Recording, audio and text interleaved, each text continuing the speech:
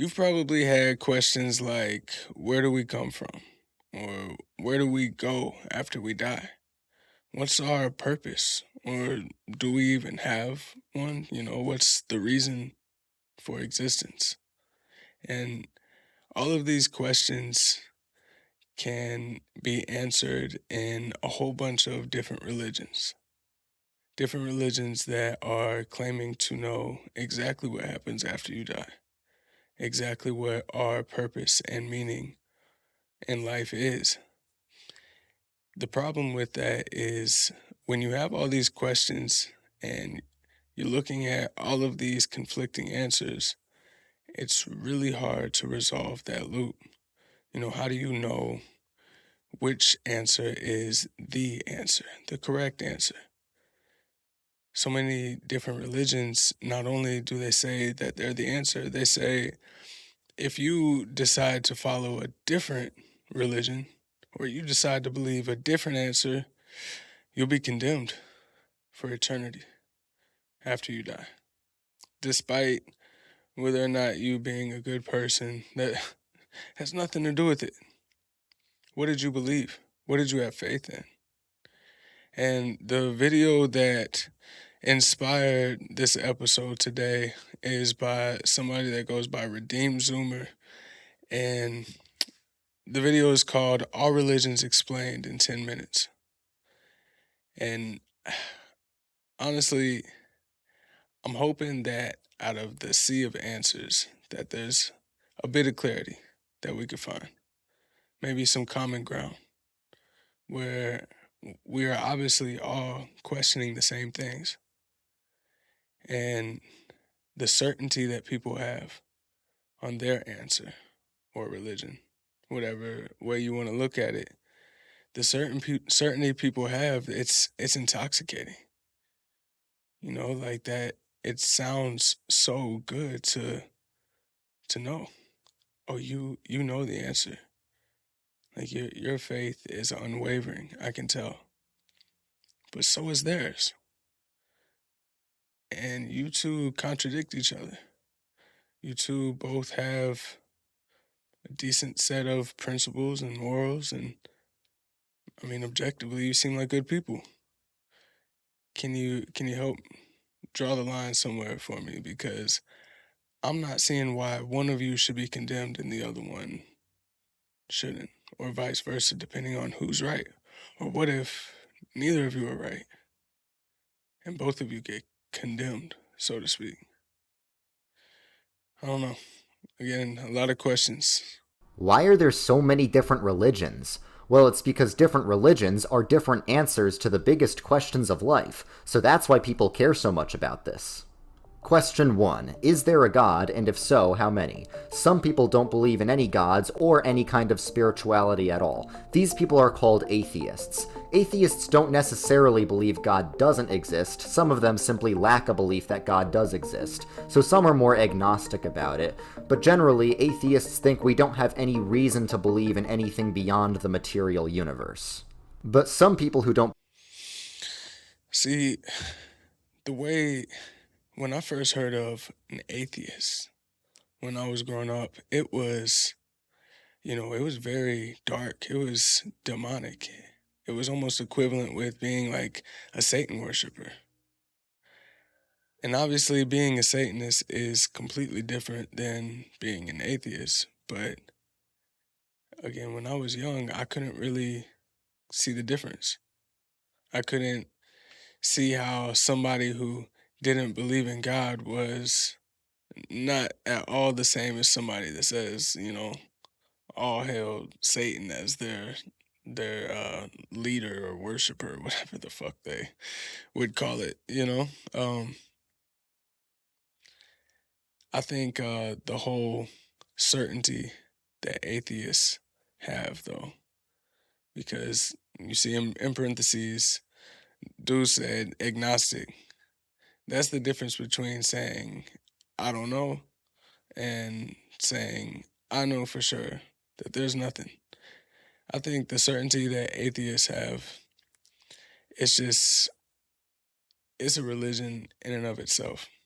They Their religion is just not believing in anything after life. That, hey, you have a good run, you have a good life, but when the lights are out, the lights are out.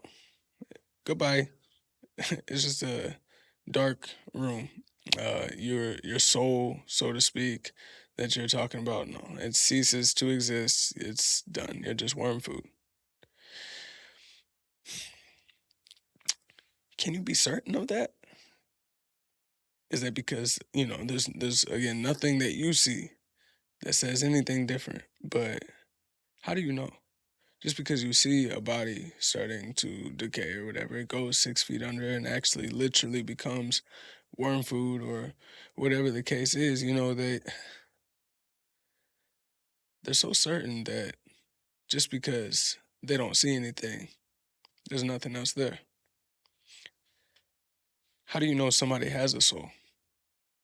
Well, I mean, it can't really be defined. It can't be measured. It can't be, I don't know. How do you know? Is this faith? Well, if you can't prove that you have a soul and you can't prove that you don't have a soul, what's the answer? Well, the answer can't be automatically, well, you don't have one. Duh. Can't prove that you do. Well, you can't prove that you don't. So, I don't know. My mind goes straight to innocent until proven guilty type of thing, but it's obviously apples and oranges. You have to prove either way.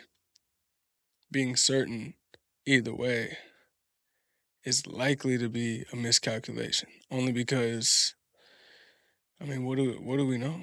We only know what we can see.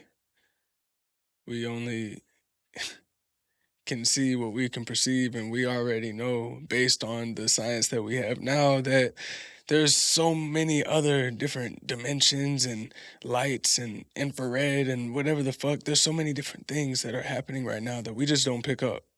Like we're just not built like that. And that's not a bad thing, but let's acknowledge that there's a little bit of mystery in this world. And that should be exciting. So the certainty that an atheist would have, it leads me to the same skepticism that I would get when I look at the certainty that anybody of any other religion would have. Agnosticism is probably where I would lean to the closest from what I've been able to tell. Just like I don't know. I'm not sure. I'm open to it. I believe that there is something bigger. What do you call that? God, the universe, consciousness. I don't know, but it's just a feeling, and I know better than to trust those with certainty. The only thing that I know with 100% certainty is that I don't know shit. I don't know, but people say they have the answer to all of these different questions. Which one is right? Believe in God still believe in some kind of spirituality, and according to Buddhists, that spirituality should involve denying yourself. Here's why. Buddhism does not teach that Buddha was a god, nor did Buddha teach about any gods, but Buddha did teach about the ultimate red pill, which is that life is basically just suffering. At the root of suffering is desire. Those are the four noble truths. Number 1, life sucks. Number 2, life sucks because you want stuff. 3. If you stop wanting stuff, then your life won't suck. Number 4. There's a path you can take to not want stuff anymore. It's simple, really. The more you desire something, the more disappointed you're going to be when you don't get it. For example, the more you like a pretty girl, the more disappointed you're going to be when she rejects you. And she will. The more you love money, the more disappointed you're going to be when the economy crashes. And it will. This shit sounded so savage, so ruthless. And she will. She's gonna reject you, bro. Like, it's gonna happen. I mean, statistically, You can't always put all your eggs in one basket. You're gonna get some no's, right? Sometimes it's all in the numbers. And I could see how that's very attractive to somebody because yeah, the more you want something, the more it just fucking hits when you don't get it. It's something about when you get your hopes up about something and it doesn't come through, it makes it worse. And I'll be real, sometimes I'll try to like trick myself and do the whole reverse psychology on myself, even though I know I'm trying to play this trick. It's just like, whatever. It might happen. If it does, it does. If it doesn't, it doesn't. It's whatever. It is what it is. Try to be very stoic about it, very nonchalant. But damn, deep down, I guess I'm just a hopeless hoper. I hope about things. I have hope for things, I guess. Yeah, when there's like the idea or the prospect of something, I kind of start running through my head like that shit actually happening and okay, like wow, like then this would happen. I start running through the map.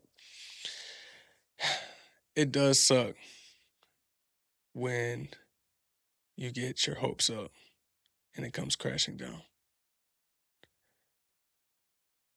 But is the answer just to stop wanting it?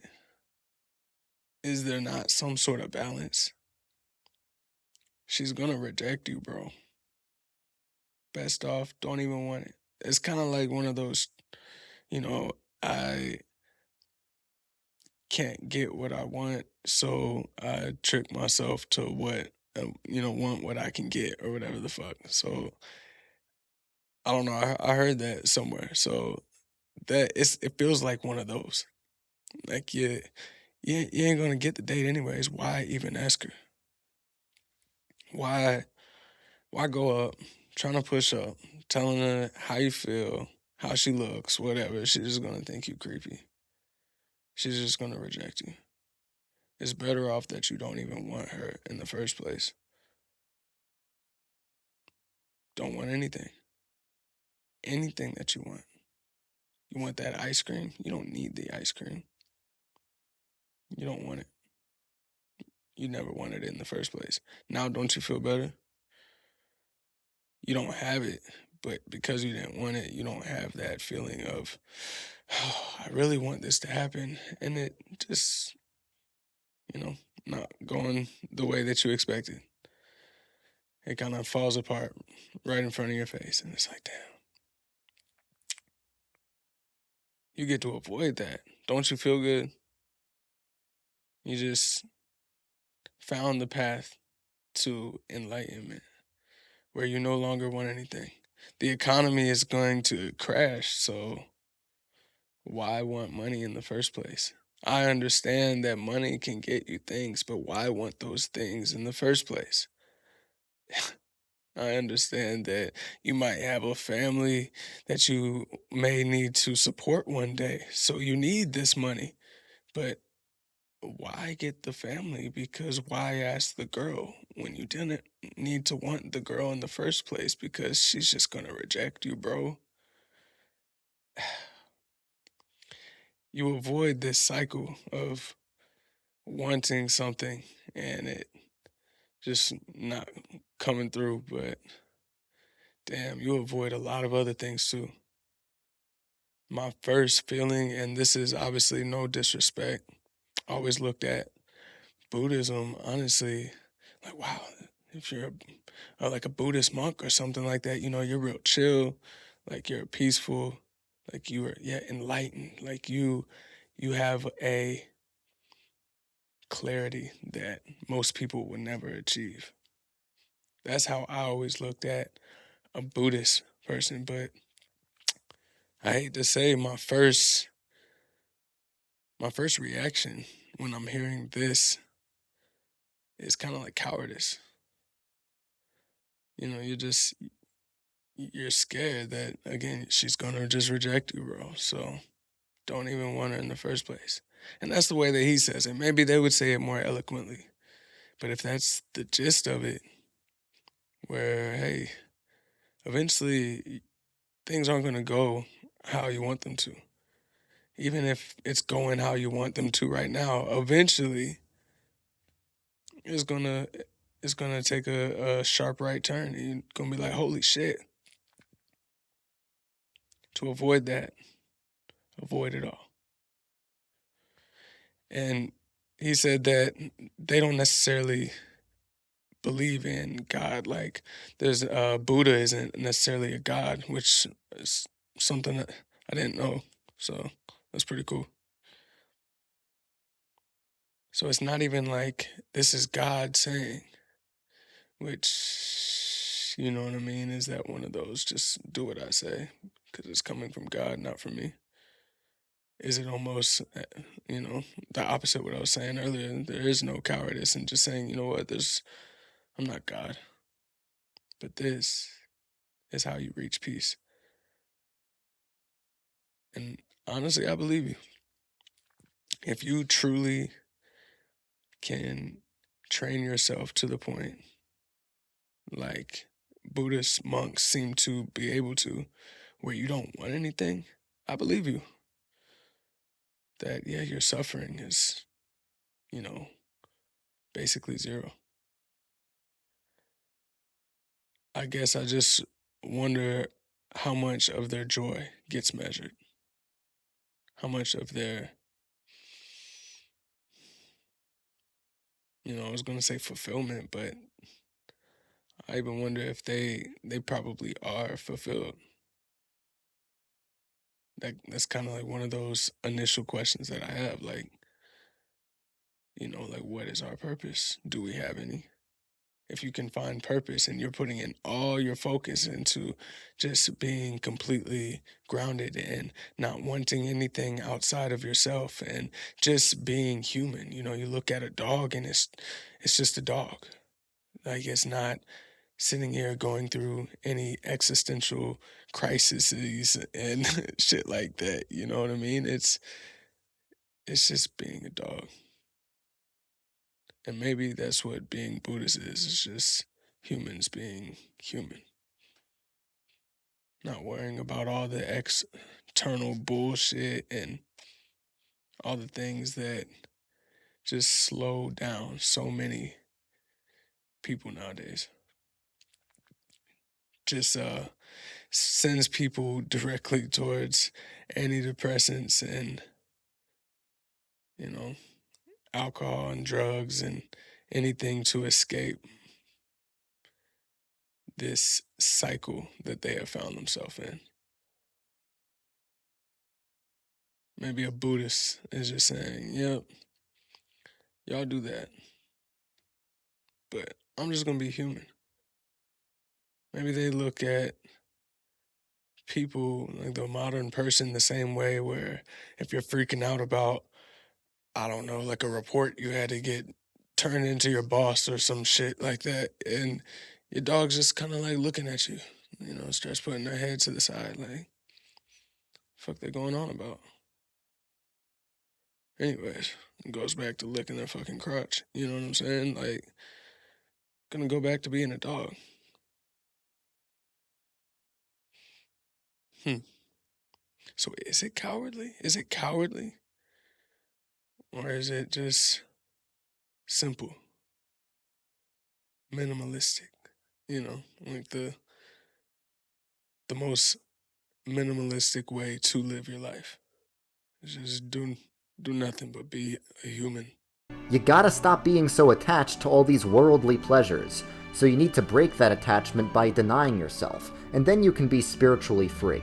Life is a cycle of pain, but if you eliminate your desire, you can free yourself from the entire cycle and achieve nirvana, which is true spiritual bliss. Now, some people want spiritual freedom but do not want to deny themselves. This kind of spirituality isn't about self-denial at all. It's about the opposite, self-affirmation. It doesn't like the submission involved in traditional religion, but still wants to have the spiritual meaning that traditional religion can provide. It's about the freedom to pave your own spiritual path. So, because it's all about spiritual libertarianism, it's not an organized religion, but it's a decentralized set of practices that are becoming increasingly popular among Westerners, particularly women.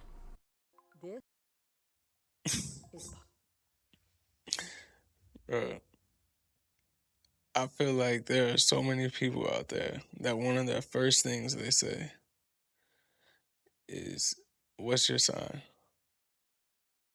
Or something happens, and then they say, "Oh, that's because you're putting whatever your sign is there." I would say that's a religion. Fucking ad. Now, Damn, but yeah, I don't know. He had yoga on there. Is yoga a religion? Is that the same type of thing? I don't know if people that are practicing yoga I don't know if they're necessarily looking for like some sort of spiritual enlightenment or anything like that. I don't know. That feels like a stretch. Oh, that's a stretch. Pun was not intended. But yeah, the tarot cards. I've seen a movie I think called Tarot where you draw the different cards. I wonder how many people actually look at these different things like tarot cards or reading the horoscopes. That's going to be a big one. Fucking yoga, I guess. You know what I'm saying? Some people might look at. I wonder how many people look at these things as seriously as a Christian would look at Christianity, or you know what I mean. And anybody else, I guess, like a Jewish person with Judaism, or whatever, the Buddhist person with Buddhism, continue to fill in the blanks. I wonder if the horoscopist looks at horoscopism as a religion, tarot cardism, yogaism. We're just gonna keep adding ism to make it a religion. But I wonder if they look at it just as seriously. I know people that they get the horoscopes or whatever. I feel like there's a whole shit ton of people that look at that as a very serious thing. Like, this isn't for play. This is actually like, if you go deep in it, you look at what time you were born, during what year, under what moon, or whatever the fuck. You know what I'm saying? It's like there's actually something there. And what if there's something there? I don't know. My first instinct is to kind of like scoff at it. I never really got big into it. Um, but it's because I'm a Libra. You know how Libras are. I don't, but I bet I could just say that statement and that made sense to somebody. It's just like, oh, he's a Libra. That makes sense. Why he would say something like that. No, I never really bought into it. Um, but I'm not 100% against it. If I actually start to think deeper on it, you look at how many different cultures look at the stars as a way to have some sort of insight into the universe and the meaning of life, whatever. I mean, and then there's another part of me that's just like, okay, but of course there's so many cultures. Before we had all this light pollution, if you would look up, there would just be a sea of stars, like the way that you see it in like telescopes, like only in pictures and shit now if you don't have a telescope. This is what people were just able to look up and see. Even when you go out into the country, bro, it still is nothing compared to how it used to be before we had no lights coming off from the earth. Man, I mean, shit, you ain't got TV. You ain't really got nothing else to look at once the sun goes down. I mean, you're making sure you're not getting eaten and shit like that, but damn, you look up, sure enough, every single day.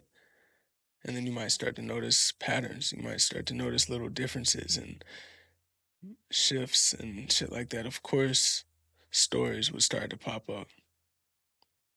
Yeah, that's the other part of me. That's just kind of like running through like how this would logistically start to happen and how it kind of just makes sense that people would look at the skies or the stars in particular as as an answer. But the way that people are so certain about it now, there's that word again, certainty, you know.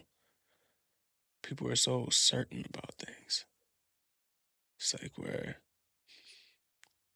I think that is what people are really drawn to. It's the clarity, the knowing. Because then I don't have to think about these questions. Like it's all better now. Anytime something happens and anything starts to feel like one of those questions that I just got rid of, I could just turn towards this and there it is. It's better again. I got my answer now. I got my clarity. I don't know.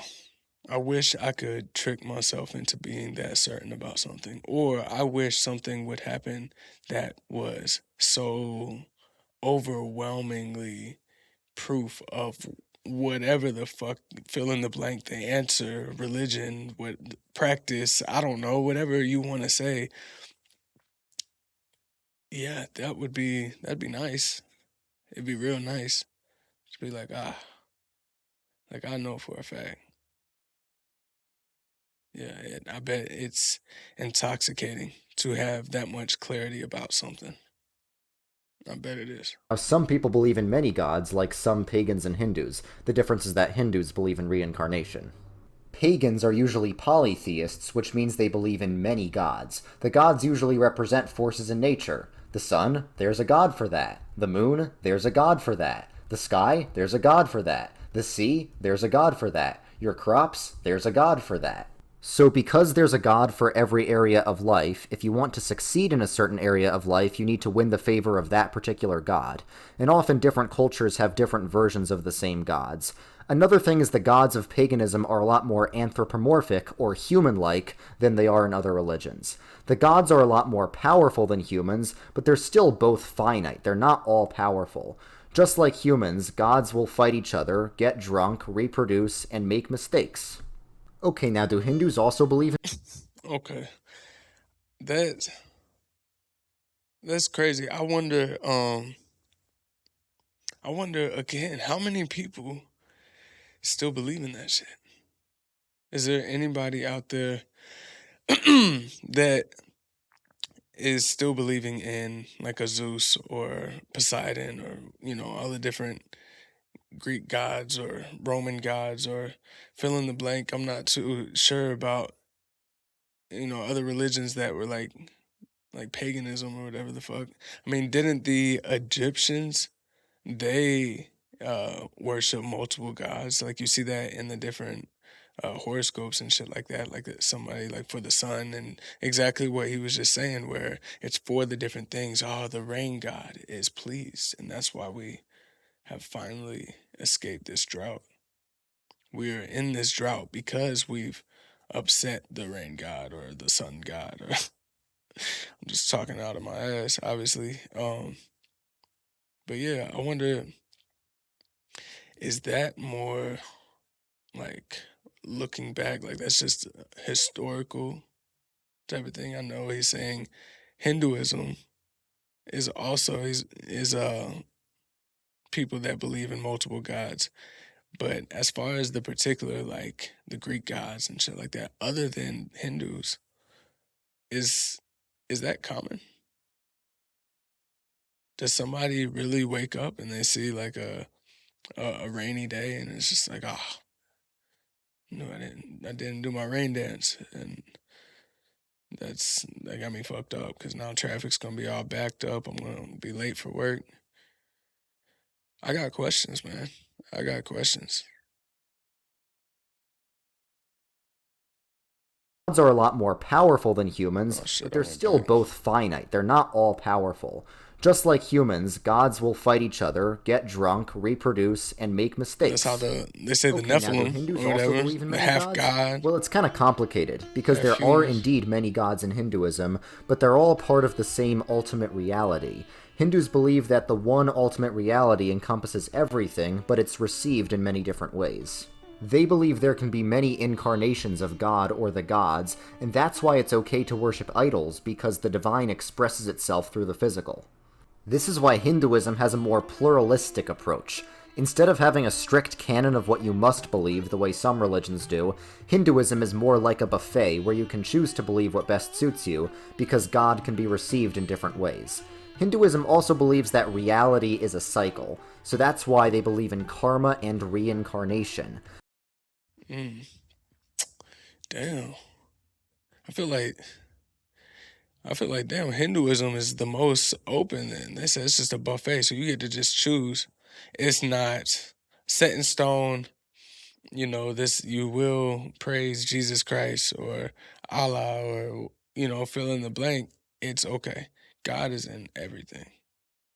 So would this be the one answer?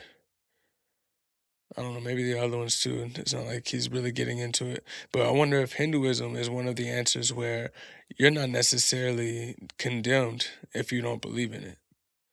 Like, yeah, it's okay you believe in Jesus Christ, and it's okay that you believe in Allah. It's okay that you don't necessarily believe in God. You're Buddhist, and you're just trying to, let go of all of your wants and desires so that you can achieve nirvana.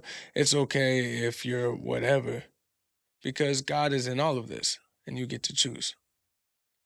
That's that's the buffet. I'm wondering if that extends to other religions. Or if you are a Hindu and you know that that's the practice, and that's when it's like, okay, I'm going to believe in fill in the blank with one of the different gods that he just popped up on the screen. I don't know.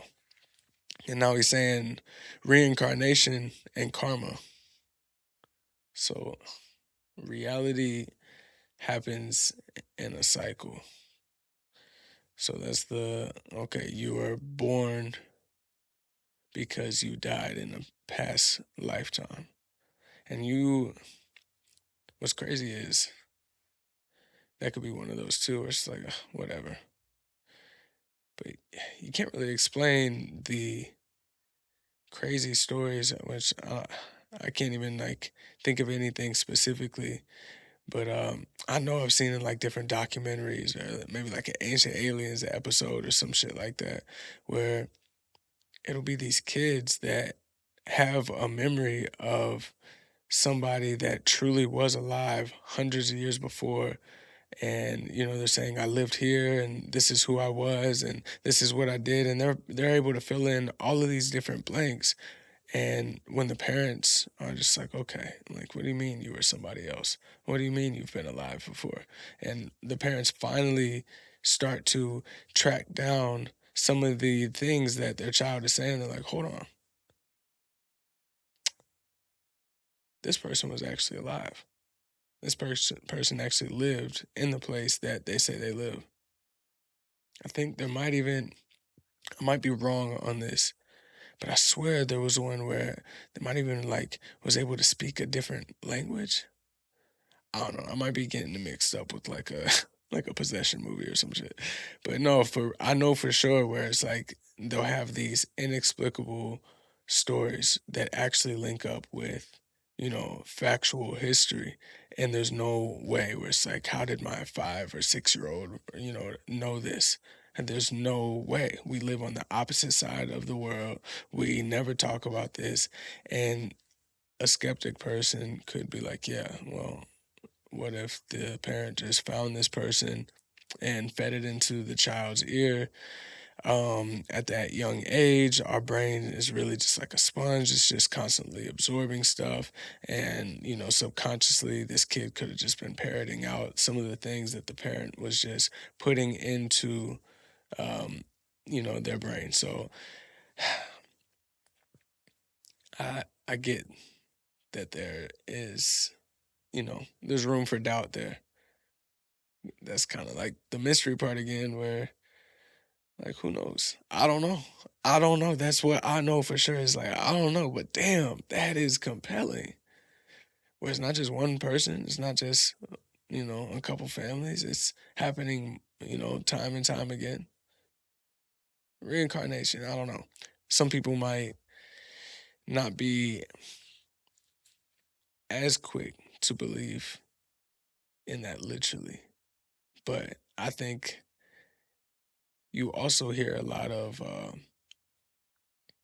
you hear it in like common phrases. When something happens, it's like, man, I must have did something in a past life or some shit. I don't know what I did in a past life to deserve this or to bring me this. It's something I did before. It's not my fault. And maybe that's just, the brain finding some way to have a scapegoat, getting away from the blame of it all. It's not my fault.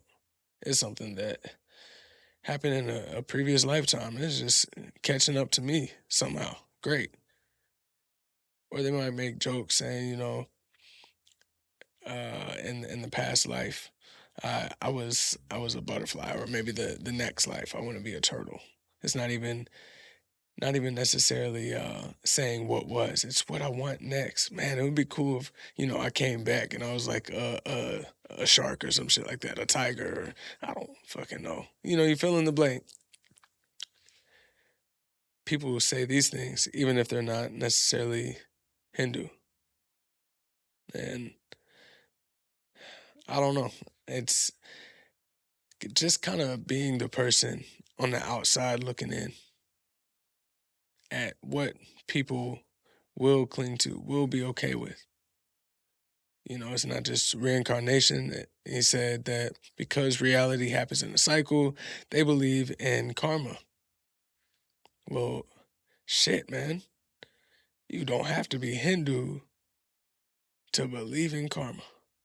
I mean, honestly, like I don't know for sure. It's not what is that. I don't have the certainty that we're talking about. But damn, if you said gun to your head, what you gonna decide? Is karma real or is karma not? I'd be like, damn, karma's probably real. Damn, I don't know. See, I would have to, and then he would be like, bro, never mind, game over, and I'll just be lying on the floor and be gone. Wouldn't have time for me because be like, damn, yeah, karma's real, but but is that just the meaning that we put to it?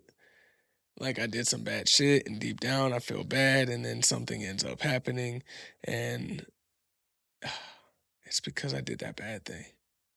This is why this is happening. Again, it's not my fault, or even if it's just a dumb luck, like you get in an accident or something, like, damn it. This is because I called Susan at work a bitch yesterday after she took my lunch that clearly had my name on it. Susan. She is a fucking bitch, but I called her that, and of course, now I'm in this accident. Karma. Karma's a damn bitch. Karma's the bitch. Or maybe you were driving a little reckless. Maybe they were driving a little reckless. Maybe it was just a dumb luck accident. Maybe fill in the blank. And we just want to find answers. Damn, is it that certainty word? Again, we just want to be certain about something. Like, oh, why did this happen to me? Oh, it's this. Why me? And then it's this. Maybe that's why religion is just so enticing. Lord, why has thou forsaken me or whatever? Um, when I say whatever, obviously I'm not trying to be disrespectful. I just don't know the exact words. I just know the gist of it, mostly from like TV shows and movies, and from the few times I've gone to church. You know what I'm saying? So obviously, no disrespect intended. But I feel like people they like the certainty of when something bad happens. It's like, oh, God is sending this to test me. He knows I'll be strong. I'll be able to get through this. You know, won't send me anything that I'm not strong enough to get through. Maybe it's just us consoling ourselves with the whole human thing. And what if that's why the Buddhists are just like, see, y'all over here talking about, that's why we don't even talk about God over here. Because someone, why has thou forsaken me? You know what I mean? Like, why is this happening to me? It must be karma. You guys are over here asking all these questions. We don't even care about none of that shit. We don't want it. We don't want it. Just throw it away. If it doesn't bring peace, just throw it away. We don't need it. But karma, man, karma is one of those where I'm inclined to believe it. I act as if it's real. How about that? Whether it's true or not, I act as if karma is real. And maybe it's just like that final line where even if you do go to do something that goes against your, moral integrity or whatever, it's just like, wait, just like as a double check, like, hey, karma's a bitch. What if something like this happened to you? Or what if, you know what I mean? Just maybe it's just yeah, another way, kind of like any of these other religions, to just be like, hey, keep your society in check. Don't be a piece of shit, because you reap what you sow. It's gonna end up coming back around. Karma's gonna find you one way or another. So you might as well, just be a decent motherfucker. Like, it's not too much to ask. A lot of these answers are starting to feel similar, even if they have different names. They believe there's a hierarchy of life forms, and if you earn bad karma in this life, you'll move down the hierarchy in the next life. There's also a hierarchy of people, and if you earn good karma in this life, you can move up the hierarchy in the next life. So you could say Hindus are monotheist, the difference is Oh shit. Okay, so if you come back as an animal, that means you did shit. Like, you didn't do good. You didn't do good at all. Like, I want to come back as a butterfly. Well, you fucked up. You fucked up because you were human. That was at the top of the damn pyramid it just showed. And if you fuck up for real, like, you really fucked up, you coming back as a flower, dog. Like, just as a little plant, as a vine, as a weed. And then how do you even make yourself better as a weed? How do you earn points as a weed? Imagine if you get down to the weed level. How do you, like, do you just, like, watch out? You move a little bit so the other weeds can get some sunlight too? You share? What is it like to be a weed? The fuck? Because if a weed can't give itself any points, that means, you know what I mean? Like, a weed, I mean, you get it cut down really quick. You're just gonna keep coming back over and over as a weed because you never got enough points. That's that's wild. And I wonder if, like, different plants, like how they said, like, there's a hierarchy of different plants or different humans or whatever, where it's like you could be at the very top, the best of the humans, I guess. I wonder if that same type of logic applies to the animals and the plants. Like, is an insect lower than a reptile, and a reptile is lower than a bird, and a bird's lower than a mammal? But at the end of the day, a mammal is only fucking exceptional if it's the human mammal. What about a chimp? Does that mean, like, a chimpanzee, like the most human looking motherfucker that isn't human? Does that mean that they are as close to the human level as you could get? They just gotta get a couple more points. Don't do anything crazy. I don't know, man. There's levels to this shit for the Hindus. Coming back, came back as a fucking Venus flytrap, bro. You fucked up. You fucked up. because they believe God is one with the universe rather than separate from it, which is similar to how Sikhs think of God. The difference is that Hindus worship idols and Sikhs do not. Sikhism strictly only believes in one God, but not in the way that Western religions do, because Western religions see God as something outside and external to the universe, whereas Sikhism would agree with Hinduism that God is one with the world, but unlike Hinduism, they do not think that that means we can worship idols. They see God as kind of an unknowable mystery, but they also believe that the gurus have been enlightened to teach us how to serve God, and that includes working for equality and justice. Western religions, on the other hand, do What? Okay. All right. So the Sikh, I've never heard of them. Sikh, they think that God is unknowable.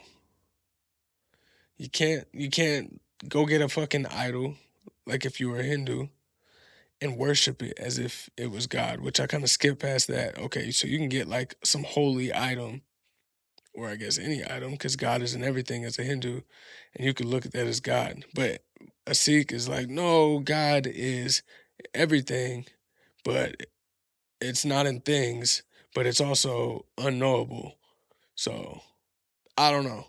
But there are these gurus that can teach us exactly how to serve these things that are not things, that is everything, but we don't know because they're unknowable. What? What? I don't know. That one threw me off. But damn, isn't that kind of also what I've been saying at the same time as far as the unknowable part? God is unknowable. I just feel like that's a contradiction. God is unknowable, but it's in everything. If it's unknowable, how do you know it's in everything? That means like there has to be there's some sort of certainty there, and maybe that's because of the gurus. But if God is unknowable, how do you even become a guru to learn how to serve these gods that you don't know? I don't know. I don't know. Maybe I'm just extra confused by this one because I've never heard of a Sikh. Um, but that just it feels like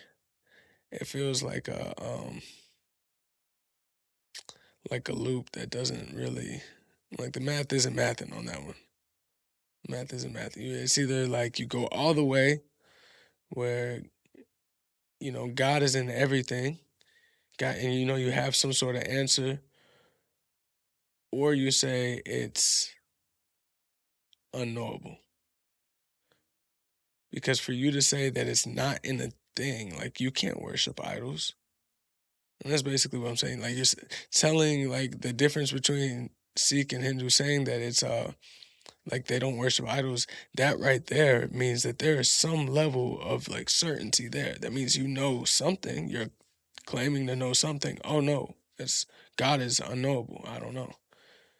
So if you don't know if you don't know everything about this God that you're believing in, how do you know that they didn't put themselves in an idol where you can't worship that?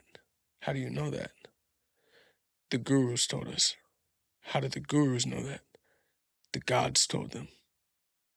The gods told them. So they know what the gods want. No, no. The gods are unknowable. But we know how to serve them. I don't know, I might have walked out on that one.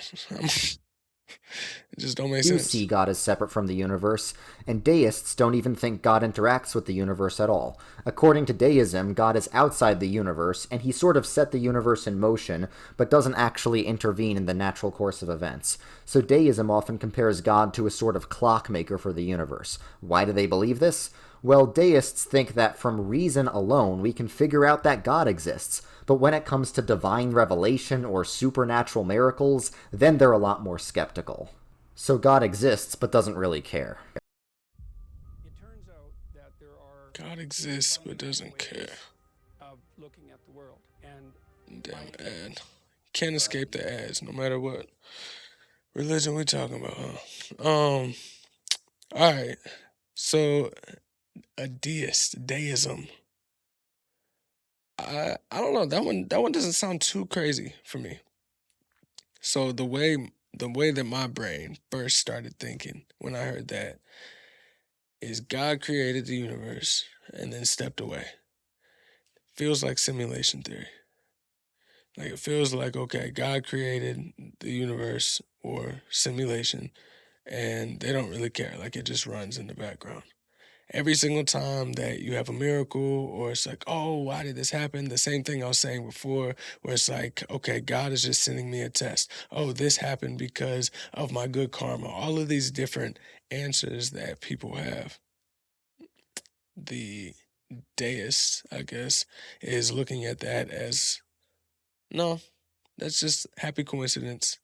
If you look at the numbers, some are going to end up being red, some are going to be black, some are going to be this, some are going to be that. You know what I mean? You're going to get the different outcomes. You just got to continue to roll the dice.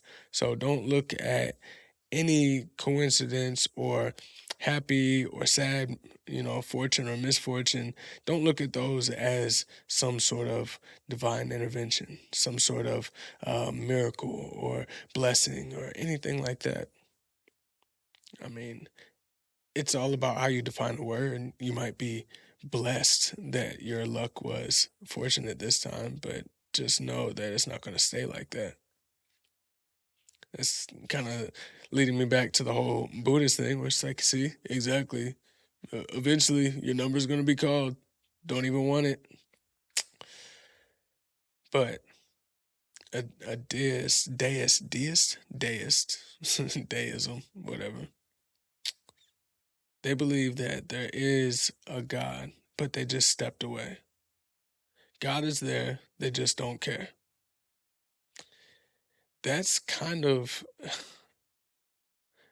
it kind of feels like it's closer to the like the atheist agnostic type of camp.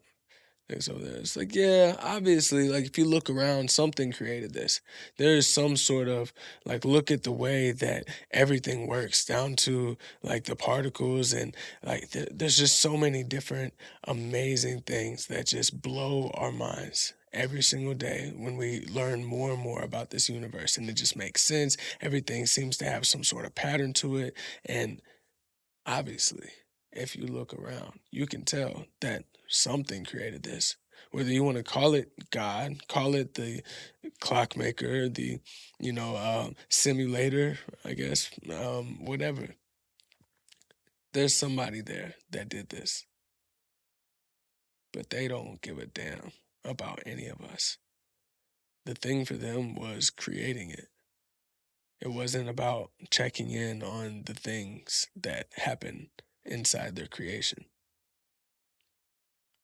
Effectively, God is here, but it's just a toddler that unboxed a new toy, got very excited about it, and then moved on. We are on this rock for no reason other than the fact that God wanted to create all of this universe. You know, I wonder where aliens fit into this. Like, because out of all the universe, there's got to be other species out there, intellectual beings. And out of all of those different intellectual species that are not human, how many religions do they have? How many answers do they have about this universe? I don't know. Maybe there's even more answers to the questions that we have. And all we are aware of are the answers that we have at our disposal, the ones that humans came up with. You ask a dog, if a dog could speak, you ask a dog what the meaning of life is and compare it to the answer of a human answering that same question. You're going to get two different, very different, wildly different things. Dog might say, well, going for a walk, getting belly rubs. My owner is the reason, they love me so much. Every single time I see them, they give me treats, they make sure I'm fed. they might have a whole bunch of different answers. You come across an alien species, how different are their answers going to be? What's our purpose? Where do we go? I don't know, man. More and more answers than we have questions. The Abrahamic religions believe God does care and he does interact with the universe. Okay, so how exactly did he do that? Did God become human in Jesus? And if not, is Jesus still the Messiah? Judaism doesn't think so. Judaism is about God's relationship with the Jewish people. They believe they're God's chosen people, chosen by God to bless the world by helping people live rightly, and they believe God gave them the Torah to help them accomplish that. Okay, how strictly do they follow the Torah? Well, it depends on who you ask. Some Jews follow the Torah really strictly, some of them follow it kinda strictly, and some of them don't follow it strictly at all. They also believe in the coming of the Messiah, a Jewish superhero who's gonna fix the whole world. The reason they don't believe Jesus was Messiah is because the world apparently hasn't been fixed yet, but they still believe it's their job to start fixing the world in preparation for when the Messiah does arrive. See, what? That one sounded egotistical, right? Right? And shut up. Don't you dare go in the comments talking about anti-nothing. I just got questions. And this is one of the answers. If you can't question something, then that's a red flag. Just know that. But that one sounded egotistical as hell. We're the chosen people.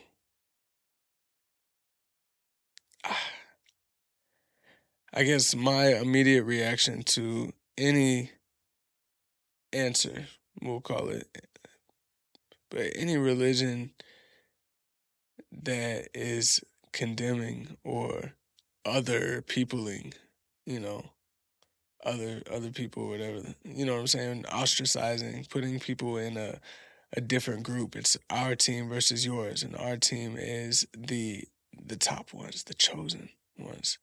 My instant reaction is gonna 10 times out of 10 just be yuck, like gross. Like what?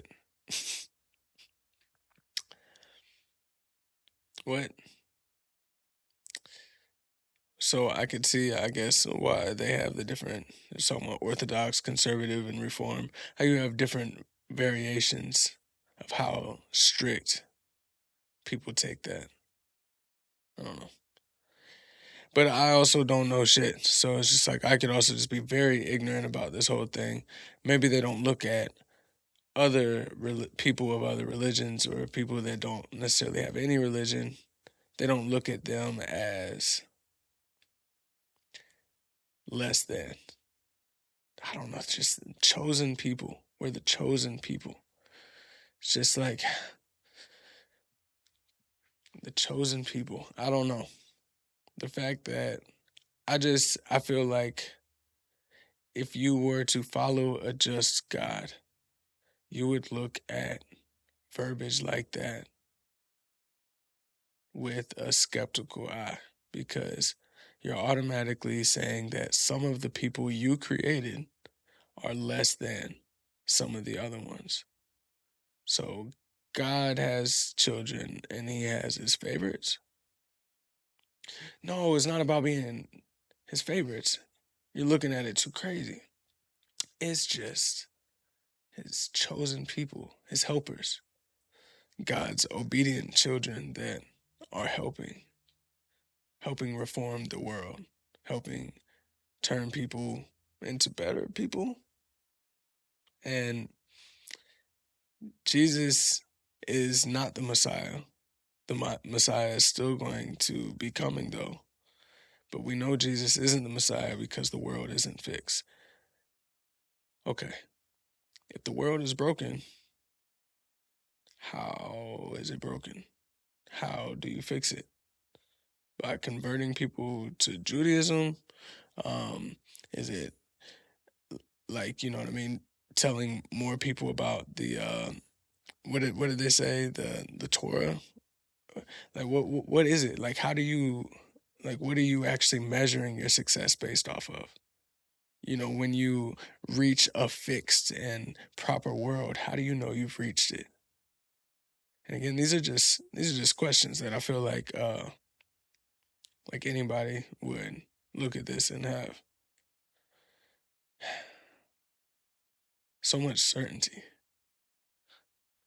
I can't imagine the certainty that, so not only do you feel like you know what happens after death and the reason why we're here, the reason why you're here, if you are Jewish, is you are one of the chosen people by God, and you're awaiting the Messiah to come and, you know, embrace the new world that you're helping to fix. That's a lot of pressure. That's a lot of pressure. It's like I gotta do what? So I'm just a fallible human, just like everybody else. You know, I bleed red just like everybody else. I gotta do what? I don't want that. I don't want that responsibility. And maybe that's something that one of the Reform Jewish people, I think is what it said, maybe even one of the conservative. Like as long as you're not one of the Orthodox, you're not like very like devout. This has to be, you know, 1, 2, 3. There's no veering off of this path. You know, you gotta follow this plan or else. I don't know. I just know that being a kid growing up with that type of pressure must feel like a lot if you actually believe with 100% certainty that it's true. But then again, maybe that's me outside looking in. Maybe that's where that intoxicating clarity actually feels good. Like we, as people, we love purpose. Like it fuels us. That's like the best way to have that dopamine that we all crave is not through scrolling on Instagram or TikTok or whatever. It's actually having a goal and a purpose and, you know, going after said goal or purpose and achieving micro wins and having, you know, a a late ass night because you're trying to crack this problem that took you so long and you finally did crack it at 4 in the morning and it was completely worth it to not have basically any sleep for the whole week. And that's just, you know, how it goes because you've found your purpose. You have your clarity. I could see it being a pressure that's good too. Not all pressure is bad, I guess. Not all pressure is overwhelming. It could be healthy. It could feel like a moral reason to continue every single day to try and be better. Maybe that's what all of these different religions or answers to life's questions are. They're just ways to go through life and feel certain about what you're doing. To feel like you are morally correct. You don't have to question what you're doing to is it good or is it bad. You have your principles that you're going off of.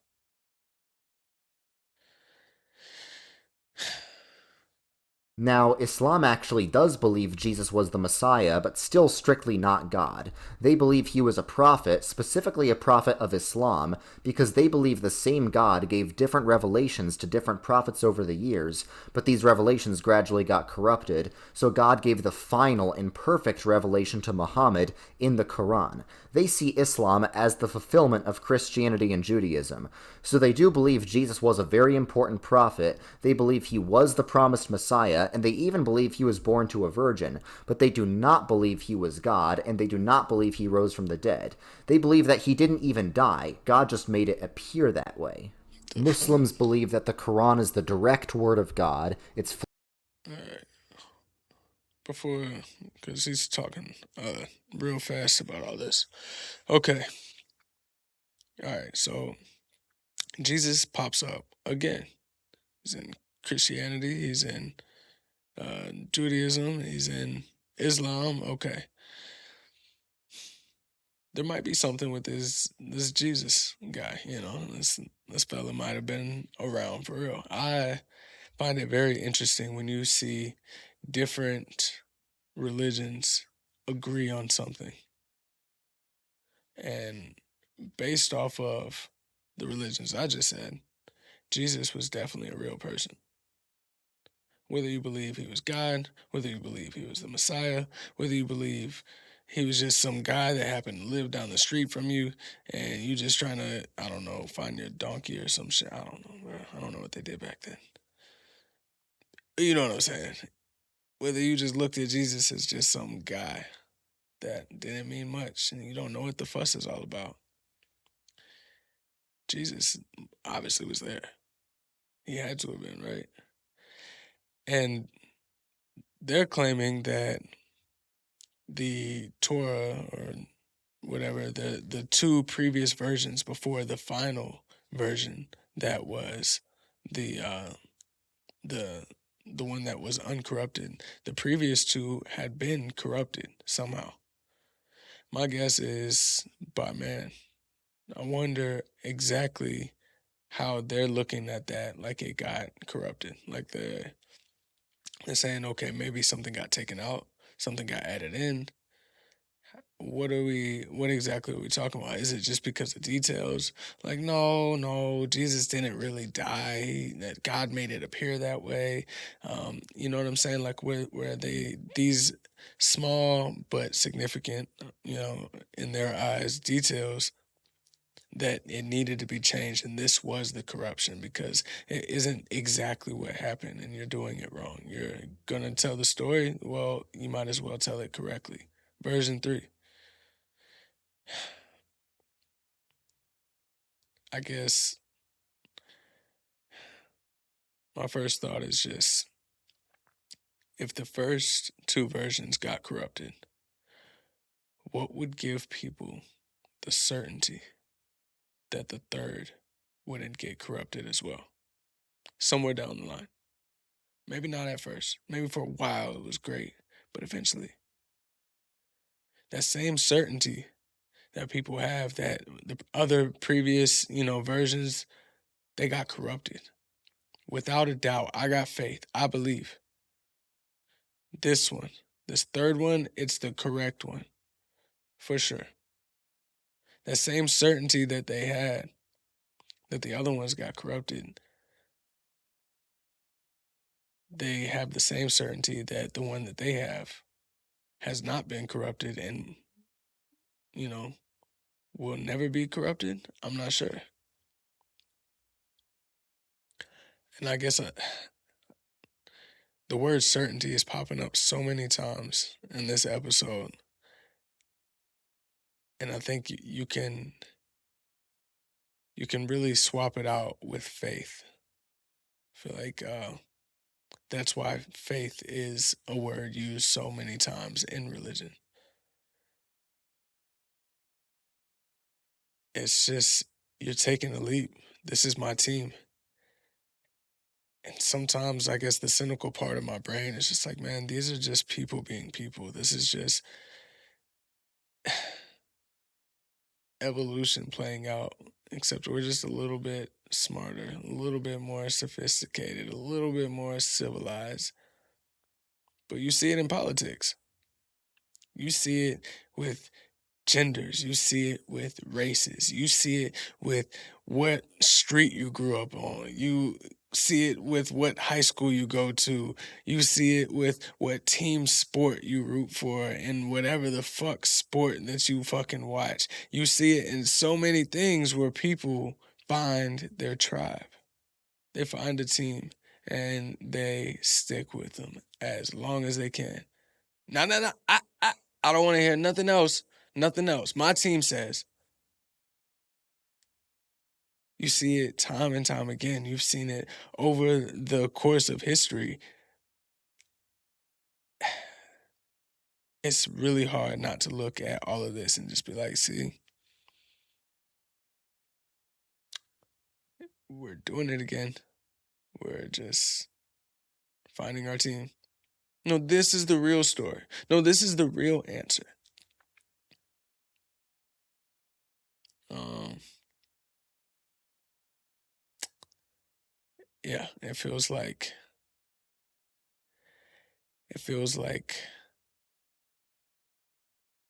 it's one of those get on my team or you lose. Believe the things I believe or you're an enemy. You're condemned. You're not the chosen people. And don't worry, you have the ability to convert and come on over to our side. Eventually, we'll have an entire world filled with people that are only us, people that are only on our team, that believe our answer. Because people are so likely to chase power, and power is so likely to lead to tyranny. It's really hard not to look at all of these different answers or religions or again however you want to look at it. It's really hard not to look at them as just people saying I'm right, you're wrong. It's a popularity contest of, well, the people over here, they typically believe that. The people over there, they typically believe that. And you sprinkle a few, some people, migrate over here and taking all of the faith and the belief and the I'm getting upset because you're talking about what I was, raised with, and taking all of the emotion out of it. It really just feels like everybody's claiming to know what the answer is. And I think that's why when they do agree on some shit, like so many different religions talk about some um, enormous flood that hits the earth, man, there might have been a flood. Multiple religions talk about some Jesus guy that was doing great things. There might have been a guy named Jesus doing some great things. I just feel like there's so many things that not only are made up, it's like statistically, like let's be real. How likely is it that it isn't made up? That somebody hasn't felt somewhere down the line like, yeah, see, I am the all-knowing one, and I know what the true stories are. You know what I mean? And they're changing it up, and it's like that's where they felt their sense of self and sense of power and all of that. That's where they got their little ego trips. They didn't have fucking whatever. Like they didn't have cops that go and do crazy ass things just because they were, they only got a badge just to scratch that I have the power itch that some fucking bad cops have. Obviously not all of them, but you know what I'm saying? Like the way that those type of personalities that exist today, the way that they are portrayed today will not be the same as they were portrayed before. Before it would have been more likely, like, no, like I am one of these gurus that I think it was the Hindus, isn't that what it said? But one of the priests, one of the gurus, one of the people that has the answers. Don't worry, God speaks through me. I feel like that was just so much more likely than it just makes it really hard to take any of this with 100% seriousness. With 100%, I am certain. I got faith. There's no way. It's version 3. The last 2 got corrupted. Not this one.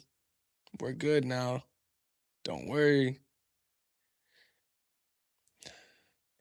They say history is written by the winners or the victor.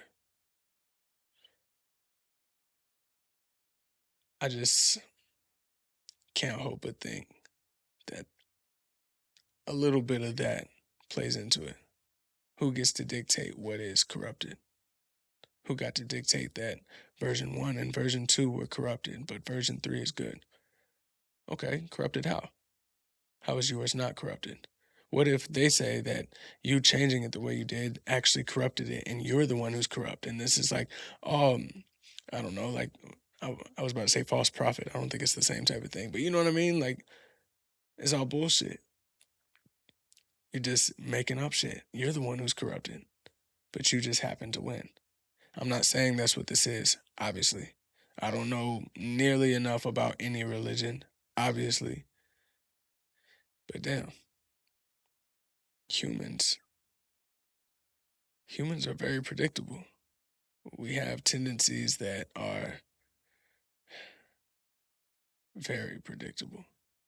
And no matter if it's the modern days, if it's the industrial age, if it's the fill in the fucking blank, you notice how people continue to act like people. It's just portrayed a little bit different as the times change. Flawless, it's eternal, and it's been perfectly preserved. And it also says how to submit to God, and that's very important because the meaning of Islam is to submit. God is ruler of the entire universe, and all humans are called to submit to God. And eventually, God is going to reward those who do good and punish those who do evil. And if you want to know how to do good by submitting to God, there's 5 big ways to do so. The biggest focus of Islam is the fact that there is only one God. There is nothing like God, and God is so pure and so far above the universe that God couldn't possibly become human. Christianity is very different, however, because it teaches God Only one God. That's bro, that's what I'm saying. That certainty. That certainty. There's too many good people. There's too many good people on all sides of the fence that would be condemned, man. It just doesn't make sense. What if God, Allah, whatever, all the details might be changing, but what if everybody's just talking about the same thing? The same entity, being, the same creator. did become human. Christianity is all about Christ. Jesus is truly human just like the rest of us, but he's also truly God just like God the Father. And because he's truly human and truly God, he's the only one who can bridge the gap between humans and God. And there is a gap, because God is perfect, almighty, and eternal, whereas we humans are sinful, weak, and corrupted. But still, in his infinite Jesus. love and mercy, God came down, became human, and died for our sins, and he rose from the dead, and eventually is going to raise the rest of us from the dead as well. What's unique about Christianity is we don't actually have to be good enough for God, because God already did that for us when he became human and died for us. So we just need to be united to Christ, and then we can participate in God's eternal life. Okay, Okay.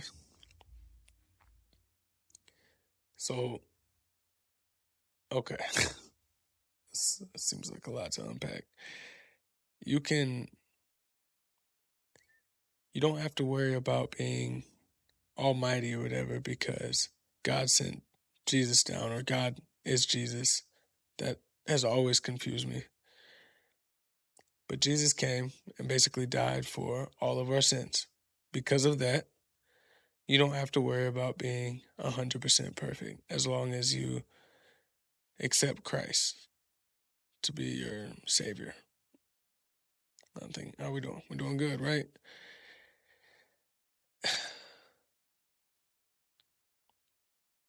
I guess I was trying to think of like the politically correct way, so, but fuck it.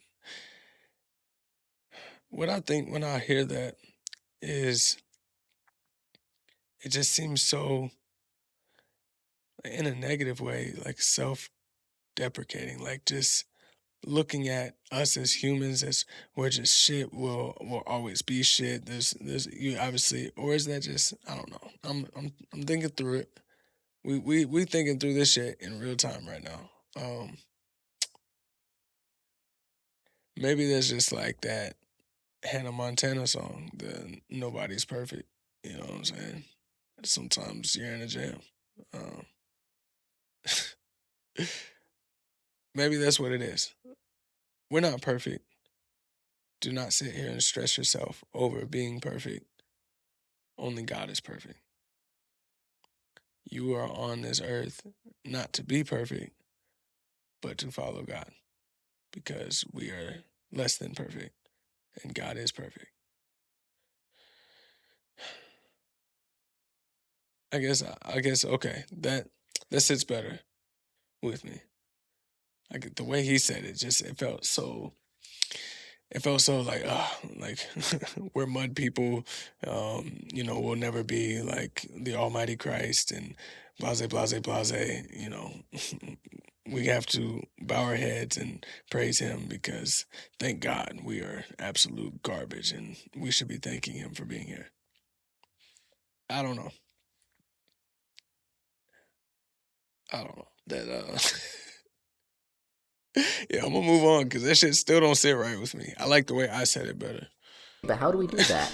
For those who have faith in Christ, the Holy Spirit unites them to Christ, because the Holy Spirit is the Spirit of Christ, and he's also the Spirit of the Father. These three persons have relationships with one another, but they're still all the same being, so Christianity still only believes in one God. All of this is revealed in the Bible, which is the story about Jesus. Spoiler alert, Jesus wins in the end. He defeated death when he rose from the dead, and when he comes back, he's going to destroy all evil in the world and make the world perfect. Just like he united God and man, Jesus is also going to unite heaven and earth.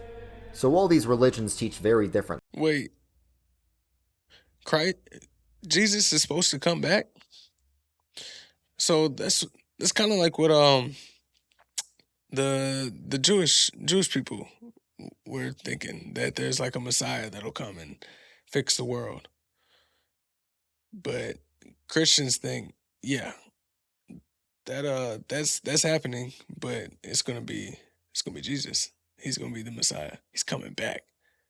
Our boy Jesus is coming back. He came back once. He's gonna do it again.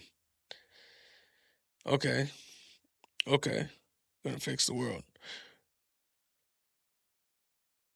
What did does he need, like a breather?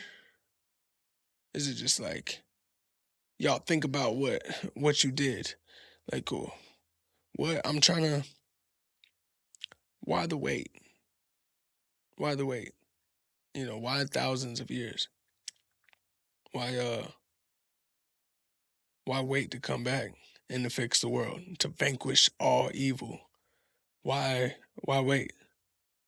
That's and that's like a big argument for, like, I think like atheism in the first place is would a just God even allow suffering? All the suffering in the world just proves that we don't have a just God, and you believe in a just God, right? Would God allow, you know what I mean? Like that, you just kind of go down that rabbit hole. Would God allow this to happen? Well, no. Okay, but this happens. Okay, well, a just God wouldn't allow any suffering. And it's not just human suffering, we're talking about animal suffering as well. So we could continue to go down that list. Does animal suffering not matter? You know,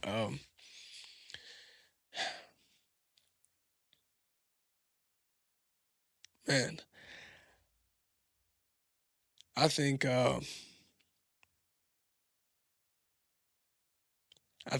waiting that long, letting all of that suffering, all of that evil, I mean, just think about the sheer volume of deaths and, atrocious acts of violence and shit like that has happened over the course of thousands of years. How can you just, I'll be back. I'm gonna fix it. Don't worry. I'll fix it. Not now, but I'm gonna fix it. I don't know, man. There's a lot of different answers, but I still got some fucking questions.